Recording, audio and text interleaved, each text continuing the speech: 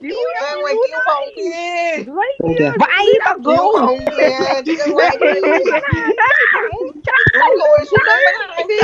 ôi bác Địch ơi ra ngoài kìa. đường xuống cứu Từ em từ, trước mặt con địch kìa, trước mặt con địch chạy kìa. thẳng Trước mặt con địch kìa. xuống dưới đi xuống dưới đi Kìa, xuống cứu đi. phía trước được. Xuống cứu đi. đúng Xuống nàng thông rồi chạy cứu thẳng được, xuống nàng đúng thông rồi đi đường này. xuống cứu Đây em này. đi cứu em Xuống bác nàng cứu thông ơi đi. bác cứu ơi cứu Ôi ơi dưới đi. cứu đi Khó chịu thế nhỉ, xuống kìa. cứu đi cắm cắm cắm cái con Xuống dưới à, xuống dưới kìa, con địch trước mặt kìa.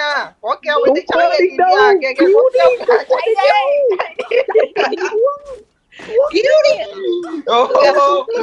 Chạy đi, xuống cứu đi, xuống cứu. Có địch kìa, chạy nhanh, chạy rồi nhanh.